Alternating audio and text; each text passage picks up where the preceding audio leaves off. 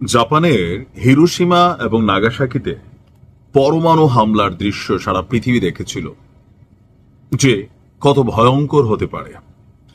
প্রায় ৩০ বছর পরে গতকালকে ডোনাল্ড ট্রাম্প আবারও পরমাণু যেই মেশিনারিজ গুলো আছে বা এগুলাকে উড্ডয়নের জন্য যেই ক্ষেপণাস্ত্রগুলো আছে সেগুলোর একটা ট্রায়াল দেওয়ার সিদ্ধান্ত নিয়েছেন। এটার বিকল্প অর্থ হচ্ছে রাশিয়া যুক্তরাষ্ট্র সর্বাত্মক একটা যুদ্ধে কিন্তু লিপ্ত হতে যাবে। তো এই মুহূর্তে যে আমেরিকার নাড়াচাড়া, এইটার ঝালটা কোথায় দিয়ে যাবে? ধরেন আপনি ঘরের বউ অথবা কি বলা হয় যে শাশুড়ি, তো এখন আপনি ঘরের বউ, আপনারা এসে আপনার ছেলে একটা কথা বললো বউরি নিয়া, তা আপনি কি করবেন? শাশুড়ি হইলে বউর উপর দিয়ে ঝাল মিটাবেন। আর আপনি যদি ঘরের বউ হন, আপনার শাশুড়ি একটা কোনো কথা বলে এটার ঝাল ছেলের উপর দিয়ে মিটাবেন, তাই না? সরাসরি ডাইরেক্ট ঝাল মিটানোর সুযোগ থাকে না। তেলটা অন্য পক্ষেরই বের হয়, তেল বের হবে ইউক্রেনের। ভবিষ্যৎবাণী অনুযায়ী 2025 সালে বড় যুদ্ধ একটা হওয়ার কথা, আর 2 মাস আছে, সম্ভবত ওইদিকে যাচ্ছে।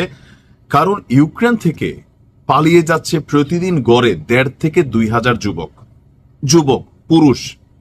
অলরেডি 2 মাসে 1 লক্ষ ইউক্রেনীয় যুবক তরুণ যুবারা দেশ ছেড়া পালাই গেছে।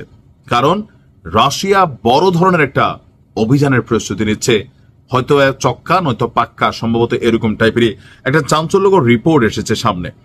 এই মুহূর্তে ইউক্রেন সরকার যে কাজটা করতেছে, রাশিয়ার সাথে লড়াইয়ে নিজেদেরকে ঠিক রাখার জন্য জেলেনস্কি নিজে তো যুদ্ধের মাঠে যায় না, দেশে বিদেশে ঘুরে ভালো ভালো খায়, মিলিয়নস অফ ডলার কামায়, বিলিয়নস অফ পয়সা কামাই ফেলছে।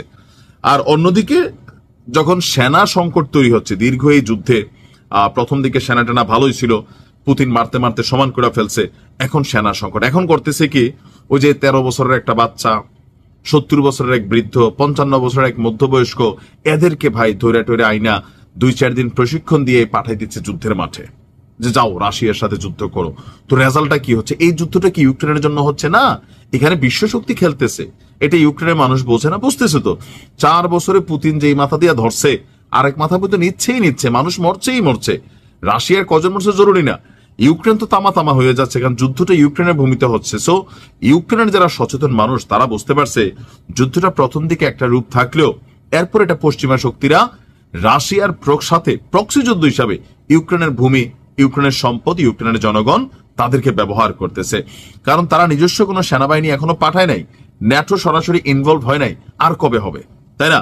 তো এই জায়গা থেকে ইউক্রেনের লক্ষ লক্ষ মানুষ অলরেডি পালিয়ে গেছে। আর এখন এই গত 2 মাস ধরে হঠাৎ করে আবারও ইউক্রেনীয় ছেলেদের ইউক্রেন থেকে পালানোর হিড়িক পড়েছে। সদ্য পলিটিকো ইউরোপ এবং দ্য টেলিগ্রাফের একটা প্রতিবেদন থেকে এই তথ্য উঠে এসেছে যে পলিশ বর্ডার অর্থাৎ পোল্যান্ড বর্ডার গার্ডের তথ্য করে গণমাধ্যমগুলো জানিয়েছে জাস্ট সেপ্টেম্বর এবং অক্টোবরে 18 থেকে 22 বছর বয়সী 98,500 ইউক্রেনীয়, 18 থেকে 22 যাদেরকে টার্গেট করে জেলি ধরে নিয়ে যুদ্ধের মাঠে পাঠাই দেয়, এই বয়সেরই প্রায় 98,500 ইউক্রেনীয় সীমান্ত অতিক্রম করেছে। এর আগে গেল বছর মানে এই বছরের জানুয়ারি থেকে আগস্ট মানে 8 মাসে পার হয়েছিল 45,000, আর 2 মাসে পার হয়ে গেছে 1 লক্ষ। ঘটনাটা কি? যুদ্ধের তীব্রতা কি বাড়তেছে? না, আজটা হচ্ছে যে এখন এই যুদ্ধটা রাশিয়া বনাম আমেরিকার মধ্যে যদি এটা ছড়াইতে চায়, তাহলে পুতিন প্রথমেই গেল কয়েকদিন যাবত দেখেন একদিনে 1300-1500 সমান করে ফেলতেছে। এটার কিন্তু ঝালের মাইর থাকে না যে আপনি আমার একটা থাপ্পড় দিলেন, রাগ করে আমি কিন্তু গোস্ব হয়ে 2টা দেবো। তো এইটার ঝালটা কিন্তু ইউক্রেনের উপর যাচ্ছে। ওদিকে আমেরিকা যত কররা হুমকি ধামকি দিবে, রাশিয়ার উপর বাণিজ্যিক নিষেধাজ্ঞা আরোপ করবে, রাশিয়া এটার ঝাল ইউক্রেনে মিটাবে। এমনকি একটা বড় ধরনের যুদ্ধের প্রস্তুতি নিচ্ছে রাশিয়া, যে কোনো সময় পুরো ইউক্রেনের মানচিত্র দাবাই দিতে পারে। সেই ভয় আশঙ্কা থেকে, অথবা মনে যে একটু স্বপ্ন ছিল না ইউক্রেন জিততে পারে, যুদ্ধ বন্ধ হইতে পারে, এখন তো দেখা যাচ্ছে আরো সর্বাত্মক যুদ্ধে এটা লিপ্ত হতে যাচ্ছে। এই কারণে সবাই দেশ ছেড়ে ভাইগে যাচ্ছে। পুতিন কা কোন ফায়ার খেলা হবে।